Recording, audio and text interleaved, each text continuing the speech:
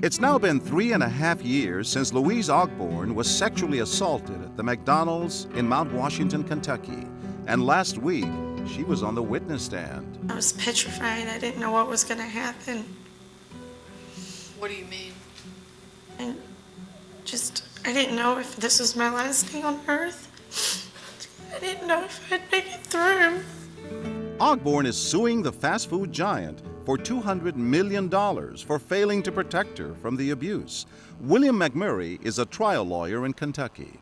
When you take a high school student who's working at a McDonald's making $6 an hour, you couple that with a forced sexual encounter with her employers looking over, you've got a very sensational case and one that gets a lot of attention. During the course of the 4-week trial, witnesses recall the events of that fateful evening when Louise was strip-searched, beaten, and sexually abused, all on the orders of a caller on the phone claiming to be a police officer. What was it about him that was able to convince you? His manner and his voice was very authoritative. The lingo that he used.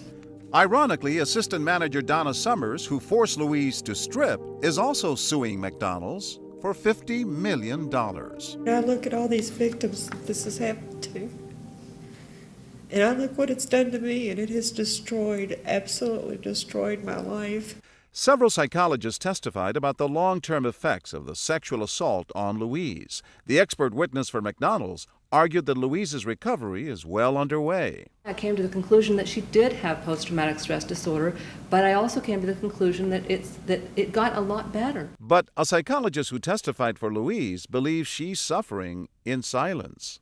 She's the type of individual who doesn't want to acknowledge to herself how much she's hurting.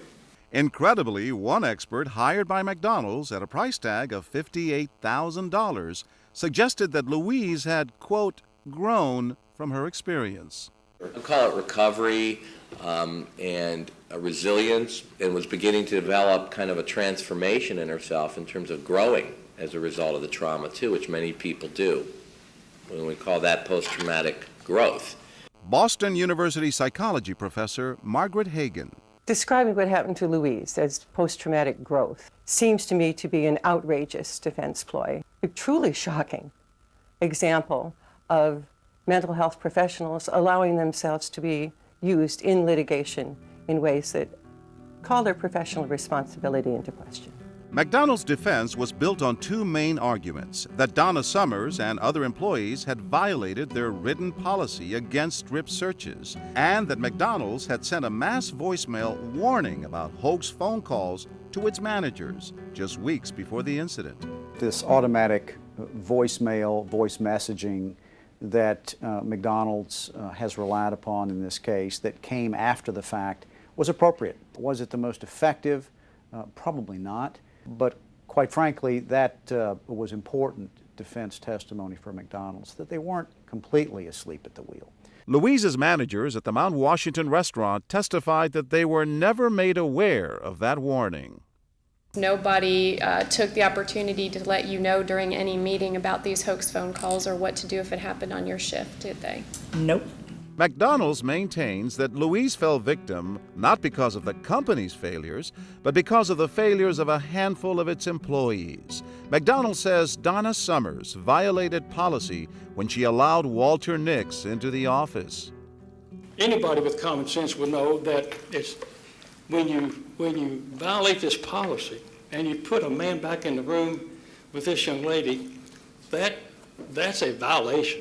In closing arguments, McDonald's attorneys hinted that Louise was partly responsible for her post-traumatic stress because she spoke to the media.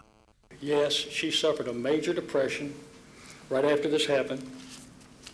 She suffered PTSD, and then again when she felt the Courier-Journal, when they published that article about her. Now, McDonald's is not responsible for that. Everyone wants to blame the victim in cases, civil cases today.